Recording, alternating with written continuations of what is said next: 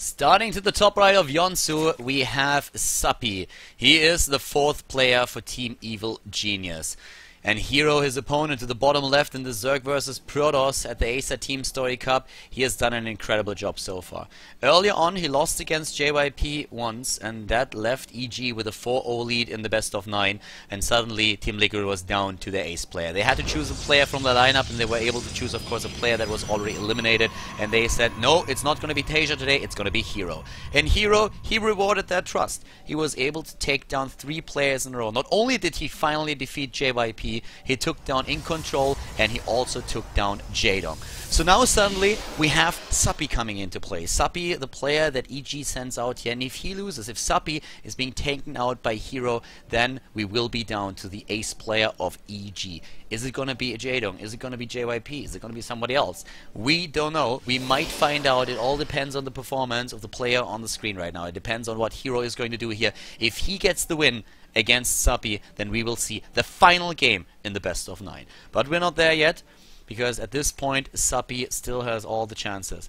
It is a pretty epic map, but it's a map where, for example, immortal pushes are extremely strong. An immortal push on this map is absolutely incredible. We've seen several Zerg players in the past, amongst them also Jaedong, die to Protoss players. Jaedong played a series against Stardust just recently in the Vasacast Invitational, where he was taken out with the O2, and one of those maps was actually Yonsu, and Stardust played an immortal push, and Jaedong didn't stand a chance at all.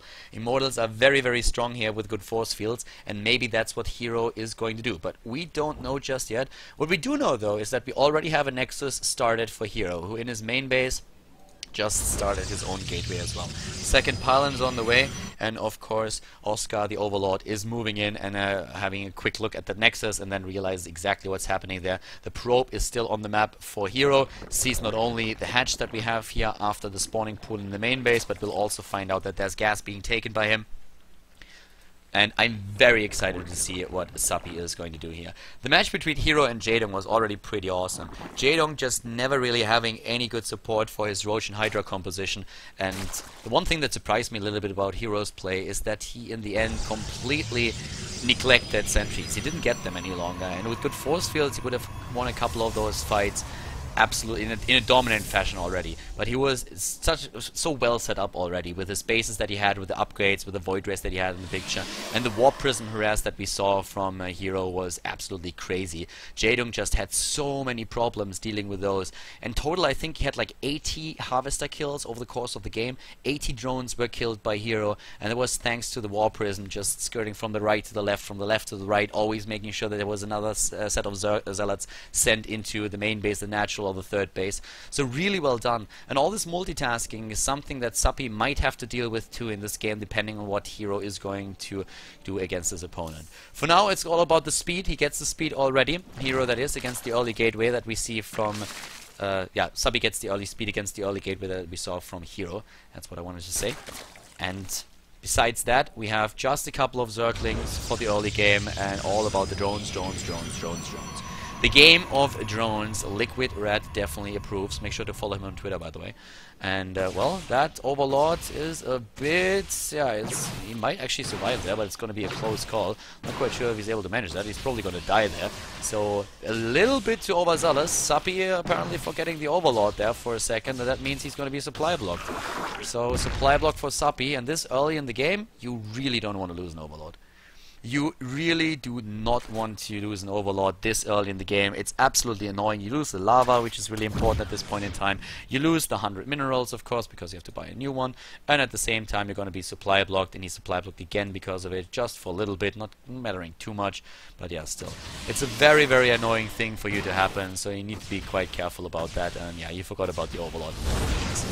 For now, we have the Stargate being built as the tech for HerO, and it's part of the composition in the main base already. He's starting things off with those Phoenixes. And to be honest, do you blame him?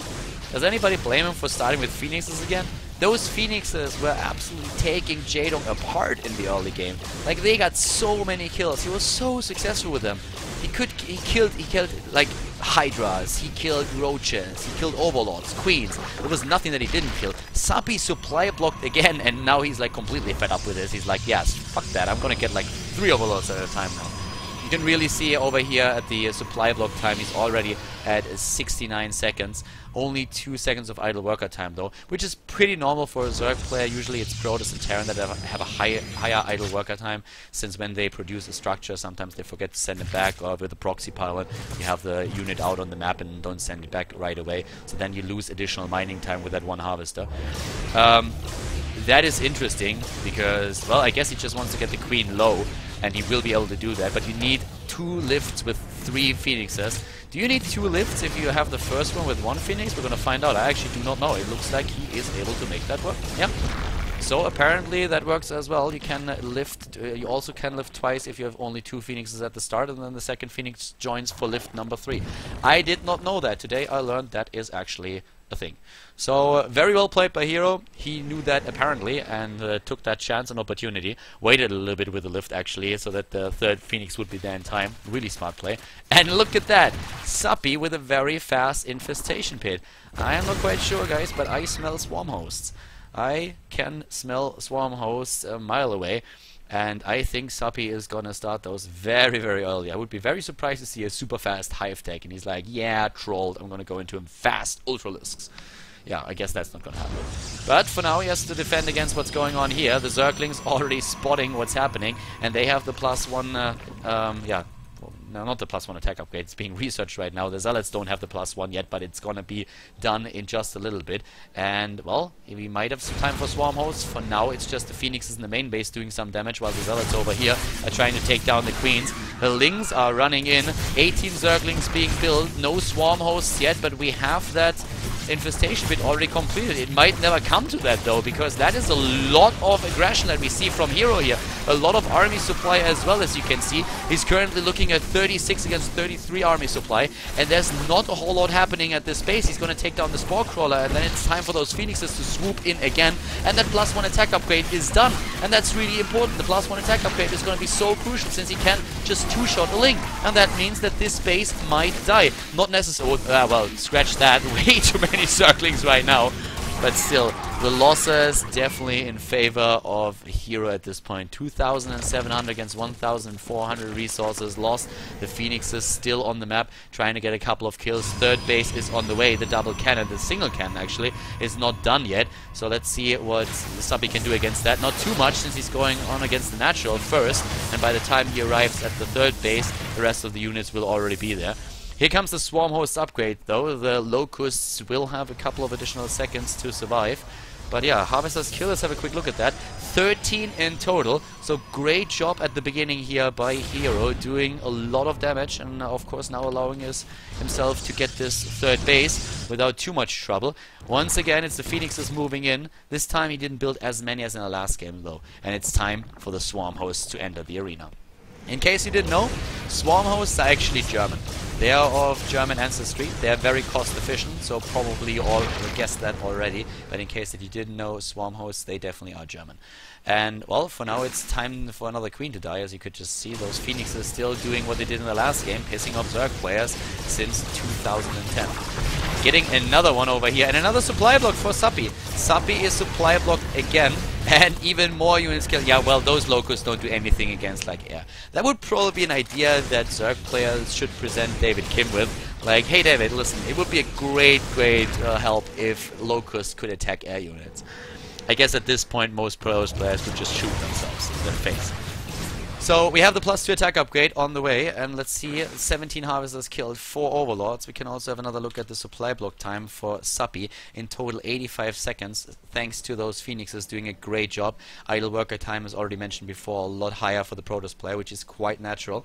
This is basically just a really good indicator for the mechanics of a player, but you always have to, yeah, like, interpret those numbers, since for a Protoss player and a Terran player, idle worker count is going to be higher, of course, and the supply block, it's something that you always have to account for. So, yeah, be a little bit careful how you use those numbers.